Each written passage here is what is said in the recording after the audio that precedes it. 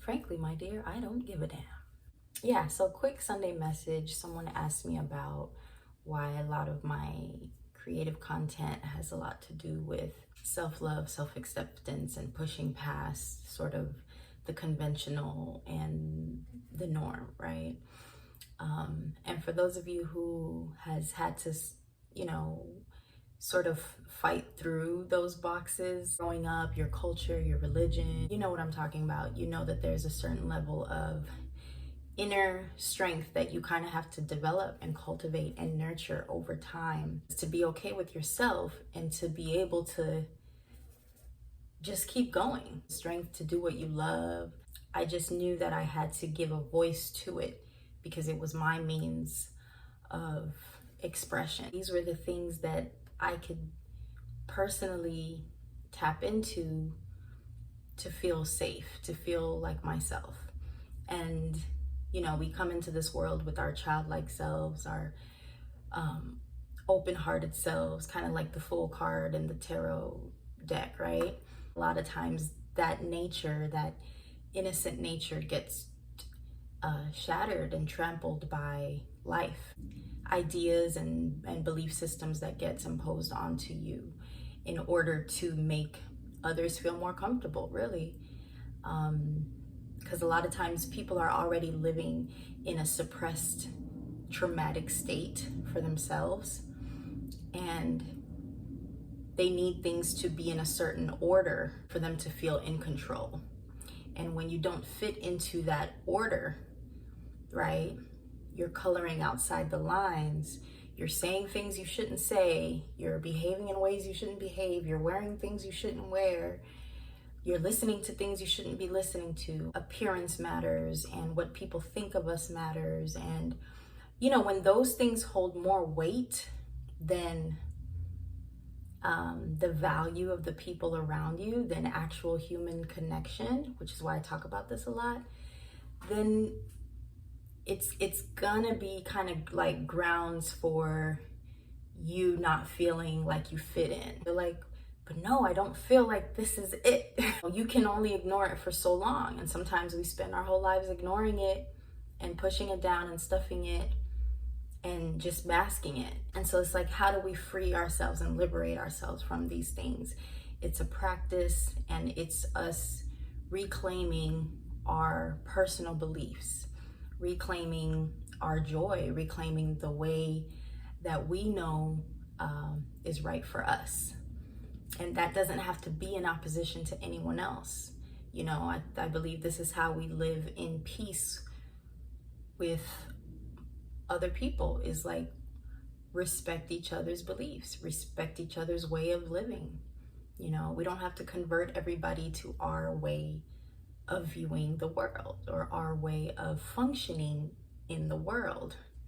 There are people who choose to have a 9-to-5. There are people who choose to travel and work.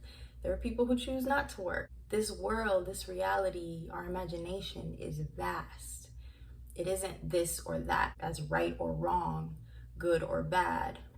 Then we get stuck if that system does not truly, genuinely align with us. And then you have to kind of give yourself permission to find out and explore what works for you.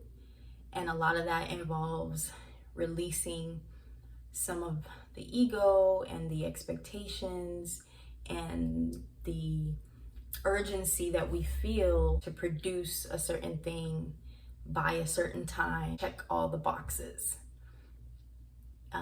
When you're able to release that, you can kind of live your life at a pace that makes sense for you, at your pace, not someone else's pace. And that makes a lot of people uncomfortable. How does this align with me? And how can I recreate this story for myself? And that's where we're all at. We're all doing this practice. We're all doing this self-work. When I was in a relationship with my girlfriend, you know, that was pretty difficult for my family and friends. When people kind of see the world in black and white, or they place projections onto you and don't really care to explore the layers of you, anything that you do outside of that is like, whoa, what is that? What are you doing?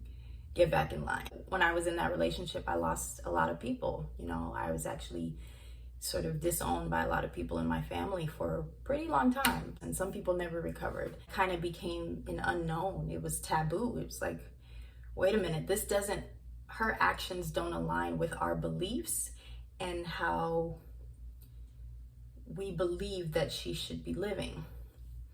And therefore I have to separate myself. And I completely get that mentality. No shade to anybody who feels like I can't be around that to protect myself. That's fine. This is just giving it from my perspective, right? And for me, it was disappointing. It was that reality check that, you know, a lot of our love and relationship dynamics are really conditional. They're based on the external validation systems rather than actual relationship. The determining factor of whether or not I could be in your life, or that I was a person that was still worthy of a connection or a friendship. This is just how it affects, you know, someone in maybe a family dynamic or in a small community dynamic. But look in the ways that we do it on a global scale, right? We just know an idea of someone or see something on social media. And that could be because of some of the experiences I've had, right? With being shunned or dismissed, but simply judged by one aspect of my life. I'm trying to live a life of wholeness and fullness and appreciating all aspects of me. We all have a journey that we're going through, and there will be different lessons at different points in our journey. And so you meet someone at one level, it doesn't make sense to judge them so harshly and, you know, cast them out, and we don't really know the full story of their life. Still early, I'm gonna go finish my coffee and my lemon cake. I made some lemon cake this morning, and that has been the Sunday message. Okay.